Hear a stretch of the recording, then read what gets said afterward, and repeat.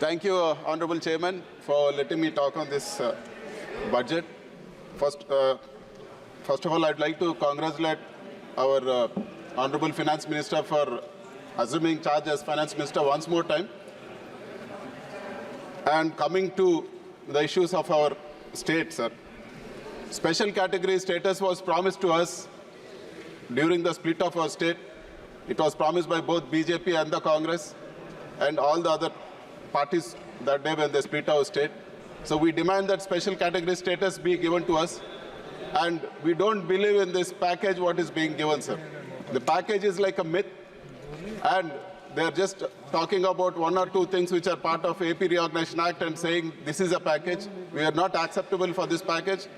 And I would also like to recall that my friends from Telugu Desam Party, they spoke of a special category status from 2019 to 24. I wish they stick to the same stand and keeping aside politics. YSR Congress Party is ready to work with all other parties, including TDP, for special category status in the interest of the state, sir. We demand special category status, and it can't be replaced with a package. And also, the Honorable Finance Minister was talking about a Polavaram project. It is very true that Polavaram is a lifeline for our state. We'd like to know from the Honorable Finance Minister, though it is a national project, why the execution was given to the state government? For what reasons? NDA was in power. The whole issue, giving execution to the state government is sort of blunder for this project, sir. The whole project has been messed up, and it was accepted at 2014 rates, which is not at all acceptable. It's 10 years now. Who is going to bear the cost of the escalation? And one more, sir. We'd like to know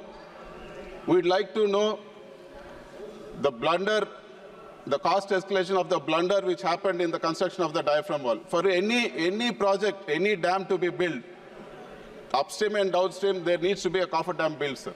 A coffer dam, the purpose of the coffer dam is to prevent the flood during the construction so that the main dam doesn't get affected. But what happened in Polavaram project, the diaphragm wall, which is the foundation of the main dam, was built without the coffer dams being completed. Thereby the flood eroded the whole diaphragm wall, sir.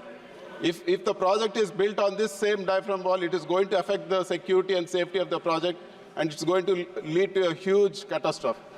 Sir, I would like to know, since this diaphragm wall is damaged, who is going to bear the cost of the diaphragm wall, which has to be built parallelly, which has to be constructed again, and it's going to cost thousands of crores? Is the state going to bear this, or the center going to bear this? We don't accept this being put as a burden on the people of our state, sir.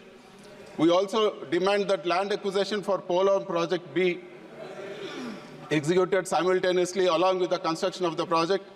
The delays because of these blunders should also be borne by the central government. That is our demand. And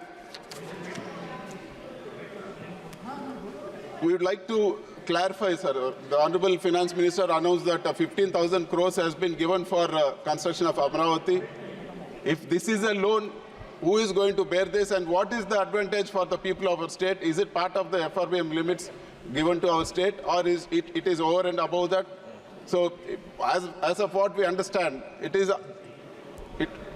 is from the taxes of our people, and what is the advantage we are going to get with this 15,000 crores? We appreciate any help being done to the state, but we demand that it should be in the form of a grant and not in a loan.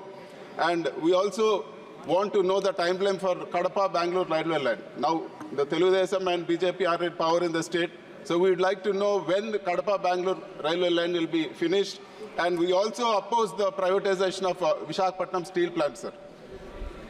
If we sell Visakhapatnam steel plant at this juncture without a proper iron ore mine, there is no way justice will be done. We demand that iron ore mines be allotted for Visakhapatnam steel plant, and the government own this. If iron ore mines are allotted to Visakhapatnam steel plant, it will be highly profitable and a big asset for our country. And we strongly oppose the privatization of Visakhapatnam steel plant. And we also demand whatever the other promises which have been made in the AP Reorganization Act. It has been 10 years since the promises have been made, and The tenure of AP Reorganization Act is also over. We want to know what's happening for Visakhapatnam Metro, Kadapa Steel Plant. And we also want to know the promises made in the form of Super 6 during the election. So we would like to know the timeline, because NDA is in power in our state. We would like to know the timeline for the execution of Super 6. We hope that Super 6 promises will not become Sorry 6 promises for our state. We wish and we hope the promises are kept. And it was promised that immediately after coming to power, all the Super 6 promises will be taken care of. But we don't find it, sir. Apart from one promise, nothing has been kept. And I would like to bring to the notice of the House, sir. Without proper law and order, how will the investments come? For example, sir, I've been restricted from going into my constituency. They attacked me. They had burned my vehicles. They destroyed my vehicles. The attack was, it was in the full glare of all the TV channels. And finally, a case was booked against me, sir. The attempt to murder case was booked against me. After an attack happened on me, a reverse case was booked against me. Such is the law and order situation. If the law and order situation is so bad in our state, how will investments come into our state, sir? I demand from the government that law and order be restored in our state and all the violence has to be put to an end. And I would also request the government not to cut down on the spending of the 11 lakh crore capital expenditure for various other reasons. And also, I demand that MSMEs be given a top priority, because MSMEs constitute 30% of our GDP and 45% of our exports. They have huge issues in raising capital, sir. So, and they also have huge issues in regulatory compliances. So if these things are taken care of, MSME will grow further, and it's good for the economy of our country. And it is one of the major steps we need to take for